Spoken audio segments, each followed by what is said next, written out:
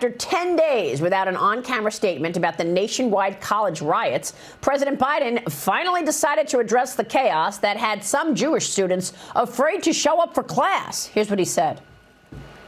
Moments like this, there are always those who rush in to score political points. But this isn't a moment for politics. There should be no place on any campus, no place in America for anti-Semitism or threats of violence against Jewish students, whether it's anti-Semitism, Islamophobia, or discrimination against Arab Americans or Palestinian Americans. Destroying property is not a peaceful protest. Yeah, just to be clear, there was no Islamophobia this week. Senate Majority Leader Chuck Schumer, meanwhile, is the highest-ranking Jewish official in the country, in the U.S. government certainly, calling out the anti-Israel agitators on Columbia's campus earlier this week. But yesterday, during his floor remarks, he did not even mention the protests, or that just hours before his speech, Los Angeles police broke up an anti-Israel encampment at UCLA. Instead, Schumer focused on attacking Republicans over abortion. Watch. Remember, most of these same Republicans are on record supporting a national abortion ban. The bottom line is that the extreme abortion bans are a direct consequence of Republicans getting into power. I am trying to understand this reluctance from Chuck Schumer to take this on. Joining me right now is West Virginia Senator Shelley Capito. She is the ranking member of the Senate Environment and Public Works Committee. She's a member of the Senate Appropriations, Commerce, and Rules Committees as well. Senator, thanks very much for being here. Good morning, Maria. Thank you. Well, we have not heard a lot from Chuck Schumer on this, and he is the highest-ranking Jewish person in government. Why? What do you think? You know, I don't understand it either.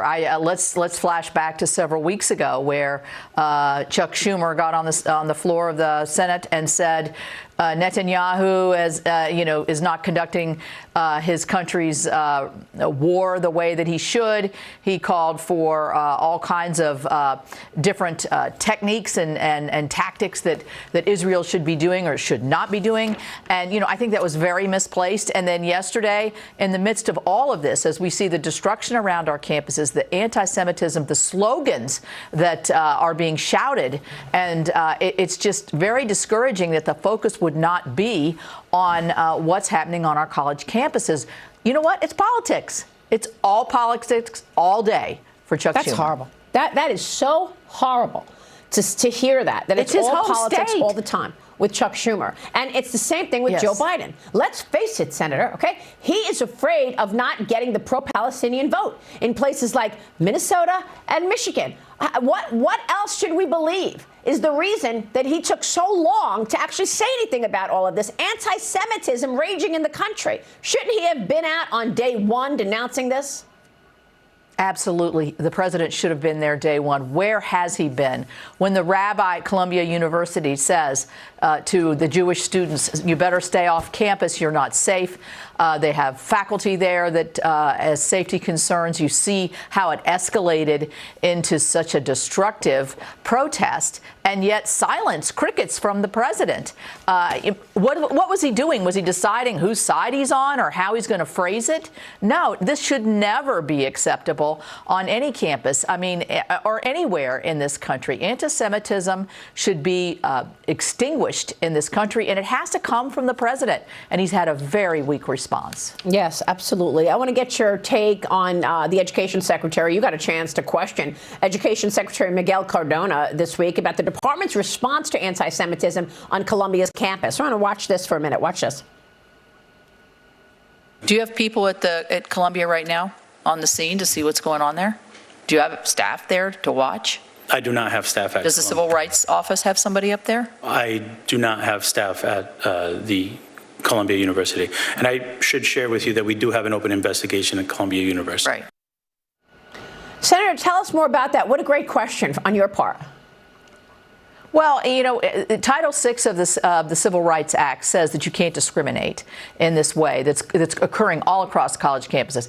He comes to our committee and says, I need more money for my civil rights department so that we can investigate all of these incidences. And to me, the simple way to see it is to be on the campus, to be there and have firsthand knowledge of what's occurring. And yet the priority, they don't even send somebody to New York or call somebody out of the Department of Education in New York. I mean, it's so discouraging. It was so weak and unresponsive. They've spent all their time eliminating student debt. They've messed up the applications for financial aid for students, and then just sort of very weakly waded into the anti-Semitism on campus argument. This has to come, as I said earlier, from the top.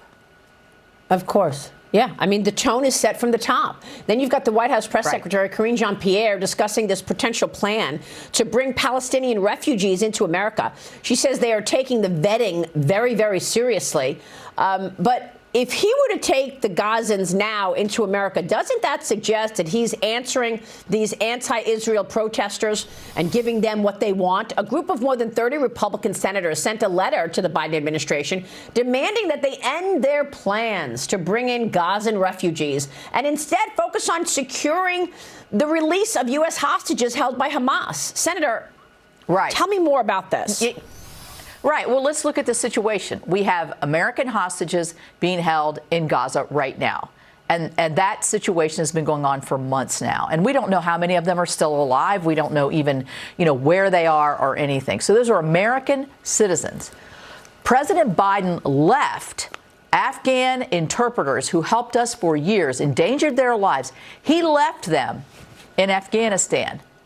And did nothing to try to bring those folks back who had helped us, and now he wants to open up our bounty and our country to Gazan citizens and prioritize that.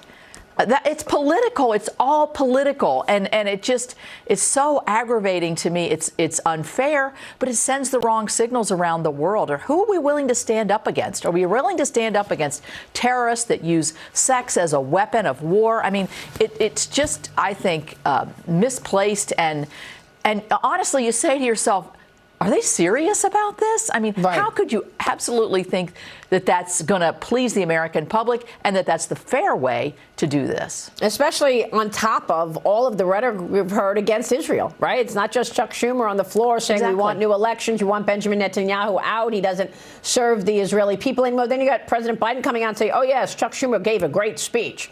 So in the middle of all of this, and you have to ask yourself, why, after 10 million foreigners, 10 million illegals are in this country on President Biden's watch because of this wide open border, he wants to bring more foreigners from Gaza here. What's the ultimate goal here? Well, the ultimate goal is to get votes, to figure out. He's in a difficult position right now, the president is, because he's looking at the politics of it, as you mentioned earlier, and he's also got politics on the other side.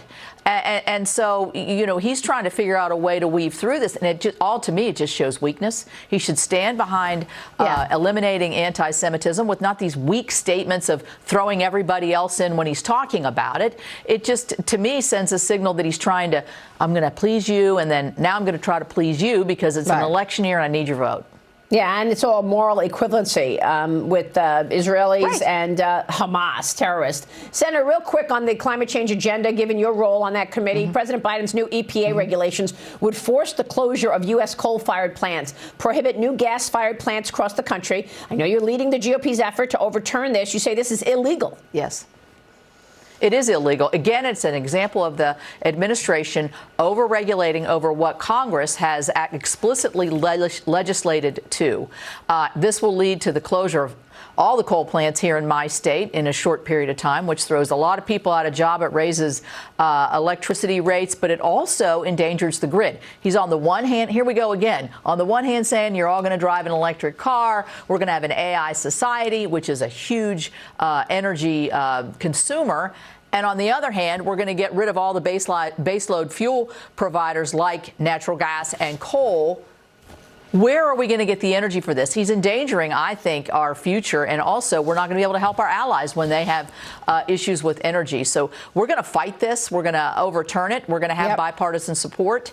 And I look forward to that. Yeah, well, as I always say, this is not just an economic issue. This is a national security issue as well. Right. Senator, it's great to see you this morning, and we'll be following your work. Maria. Thank you.